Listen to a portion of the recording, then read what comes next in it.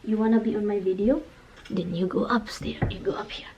Mga gabi na guys. Alam mo yung ama ko guys. Yung ama ko sobrang matatakutin. Pasak ako ninyo be. Pasak ako. Tapos ginoo ko sila.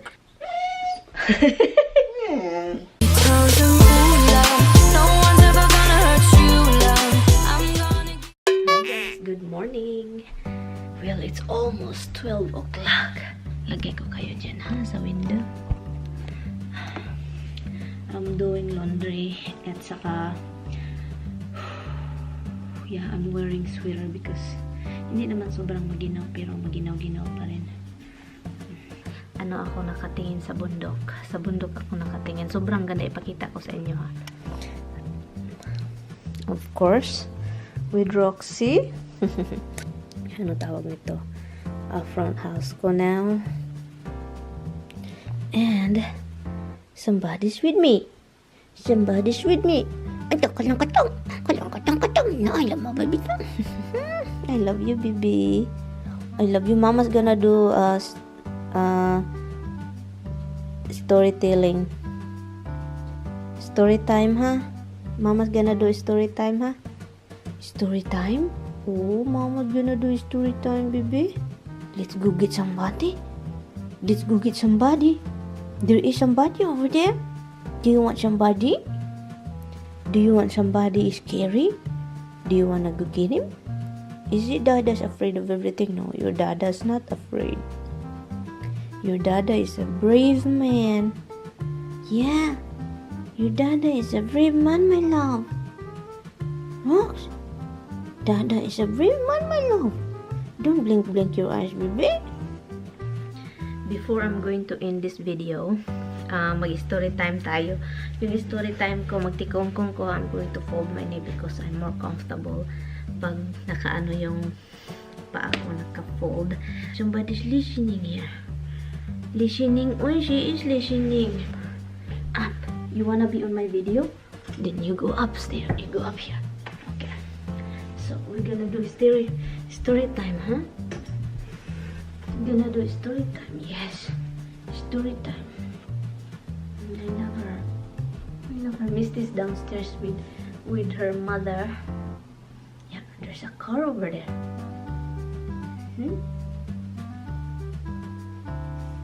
Okay guys, yung story time guys is what are you doing, Rose? You're licking yung bajajay.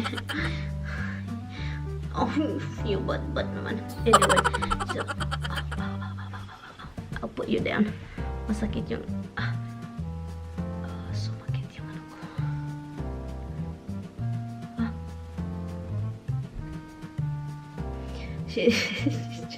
She's looking at me like, what the heck?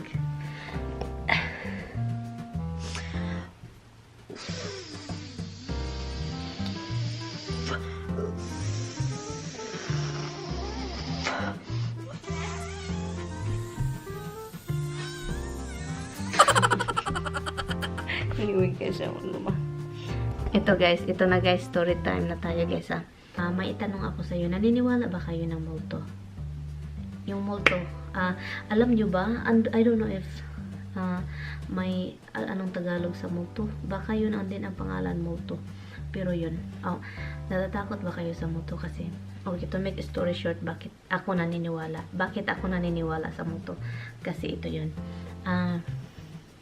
nung bata pa kami guys, nakatira kami sa property ng father-in-law ko. Yung sa my grandpa, yung papa ng papa ko. So, doon kami nakatira, may bahay. And then, ang nangyari, diba, yung sa property, bundok. May bundok dito, doon kami sa ubos, bundok. Saka doon kami sa baba. Saka may bahay doon, may bahay sa bundok. Sila yung may-ari ng bundok. At saka, ang nangyari, may mag-asawa sila at saka may nakatirang pamangkin nila or relatives at dalaging ding na. So, you know, tutulong din sa kanila. So, yun. So, ang nangyari, to make a story short, yung asawa niya, nagloko nagloko ang inano naman niya yung kapitbahay namin na isang taga-bundok din, yung mga ganyan ba. So ang nangyari parang yung asawa niya na nalaman yung bana ba, yung lalaki, nalaman niya na nagloko yung asawa niya. So ang nangyari isang gabi, maulan-ulan siya, saka kasi sa probinsya guys, sa mountain, 'di ba, yung province may maliit na baryo, ganyan. Punta ka doon sa baryo para bibili ng asukal, oil, toyo, kahit ano, just like I think an hour walking to get there, para makapunta sa baryo. So what happened was her husband guys, naghintay sa may kasagingan ba, yung banana tree, yung banana tree, di ba, marami sila sa isang lugar, marami. Doon siya naghintay guys, mga between 12 and 1 o'clock ng umaga, nung gabi. So hinihintay niya yung kalaguyo ng asawa niya na lalaki, kalaguyo ng asawa niya. So hinihintay niya. So may dala siyang itak na sobrang hait, sobrang sharp talaga. So doon siya. So, wala lang, normal na gabi lang yun, normal na araw. So, doon kami sa bahay. So ang nangyari, doon niya guys, chinap-chap niya guys, inano niya yung kalagoyo ng asawa niya. So inano niya, napatay na. So napatay na, narinig namin yung sigawan, mga ganyan na. So naano kami, bakit ano yun, alauna ng umaga, alas 12 ng umaga, ganon na oras. Sobrang ingay dun sa bundok, kasi hindi naman sobrang malayo, malapit lang bundok dito, bahay namin sa baba. So nalaman, so parang may parang may mga pangyayari. Marinig mo yung kasi alam niyo naman, probinsya, sobrang walang ingay, sobrang narinig mo lahat. So ang nangyari guys, so yung asawa ng lalaki na nagloko, tumakbo guys, dala niya isa yung anak, at saka yung pamangkin niyang babae ata, dinala niyo yung isang anak, at saka ang pamangkin niya, doon sila nagtago sa may sapa, sa may tubig, sa may sapa, saka may tuog naman doon na natumba. Doon sila nagtago sa lungag, kasi yung tuog na kahoy, sobrang laki, at saka may parang may lungga sa loob. So doon sila nagtago, at saka yung asawa niya na nagloko doon sa bahay guys, pumunta.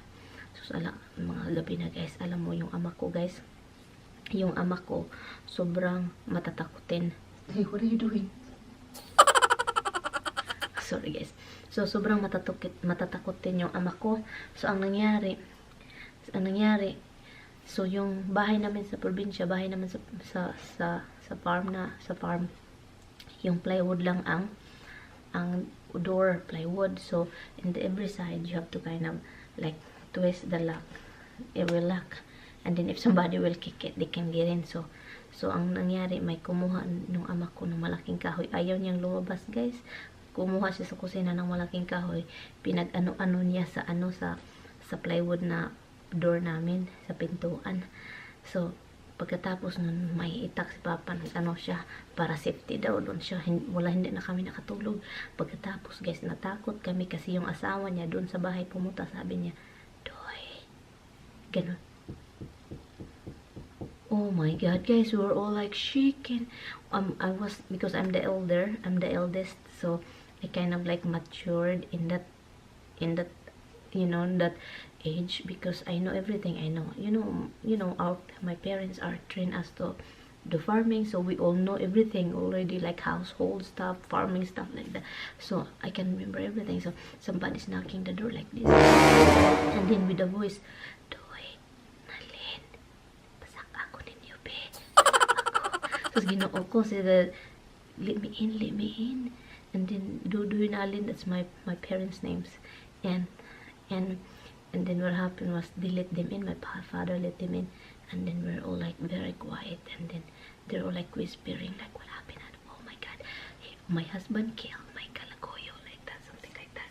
So yun, so ang nangyari guys, so yun ang nangyari. So yun, to make a story short guys, so yung lugar na yun ng banana tree area, So, lahat ng dugo nandun. Kinuha nila yung bangkay, ganyan-ganyan. So, kaya naniniwala ako sa multo dahil, so, every day, even though matagal na yung pangyayari, kahit matagal na siya, so, palagi kaming nagpapas, like, we have to pass the area where that body. So, especially because we always every night we go to the barrio to watch TV, yung mga teleserye, Esperanza, Rosalinda. So, palagi kaming nanonood guys sa grandma ko kasi may TV sila doon kami. So, ang nangyari guys, so every night, one day, like it's not just one time but happen all the freaking time guys. Like once we pass that area and then it's kind of a little rainy, oh my god guys, there is molto guys all the time guys. Like the fire, even though it's raining, it's amazing because even though it's like not raining pouring, but it's like a drips of water, like dripping like that, it's like a shower. It's just a little bit of water, maliit lang na ulan kahit lang taligsik ganyan. So yung multo guys, andun palagi. Sus, yung ama ko guys, sobrang matatakutin nila. Dumadagan yung ama ko guys. Tumatakbo yung ama ko guys. Kapag anyari nun. Diba sa atin yung lokay, the coconut branch, and then there is leaves every side of it. There is a lot of dead branches of coconut tree. So we kind of folded it like, folded it like this, and then that's our torch. So that's our torch, and then my father carried that torch in the shoulder, and then with the fire in the back. That's our like candle, big candle. We called it, we called it like lokay na, suga sa torch. So yun ang ano namin. So my father carried it in his shoulder and walk, and then he will run guys. He will run like crazy and he leave us. So that's why naniniwala ako sa multo dahil palagi ko talagang nakikita yung multo yun doon sa lugar na yun. At saka mag-blink. At saka yung ganito ba, para siyang candle guys, candle ba. At saka tumatakbo, gumagalaw guys. So hindi naman ito guys, story time na hindi totoo. Nangyari talaga ito guys doon sa probinsya namin. Palagi naman alala ko talaga lahat kapag maulan-ulan. At saka umuwi kami sa bahay galing nanonood ng TV. Mountain at saka road. So we're walking at the road, and then the fire is over here. So we're all kind of in the side running like that. Sobra.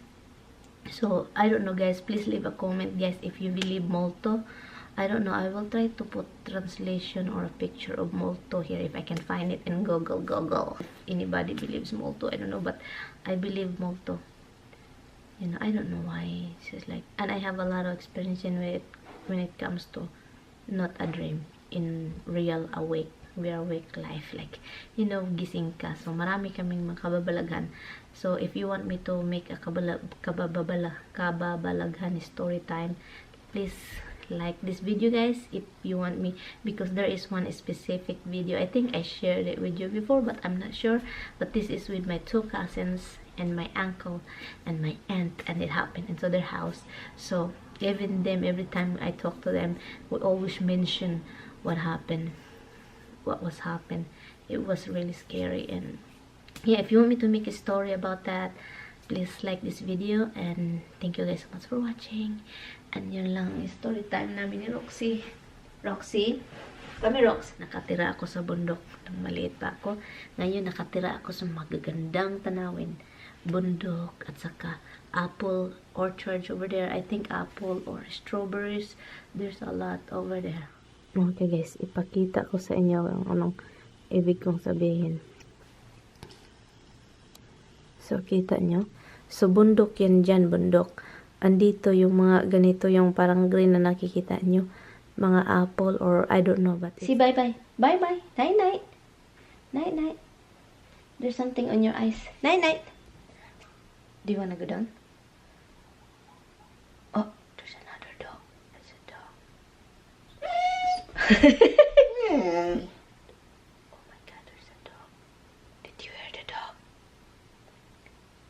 Oh my god, there's a dog. Let's go get the dog. Guys, narinig niya yun, parang may aso doon na maliit. Nakikinig din ay. Nakikinig yung kigwahon. Anyway guys, thank you guys so much for watching. I will see you guys. Please like the video guys if you want me to make another kababalagahan story time. But anyway, so I will see you tomorrow. Bye. Good night guys. No, it's not night yet, but I'm gonna end this video early. But yeah, thank you guys so much for watching. I will see you guys in my next video. Bye. Bye. Bye. Bye. Bye. Bye. Tinapa o bihon. Usumay na adire.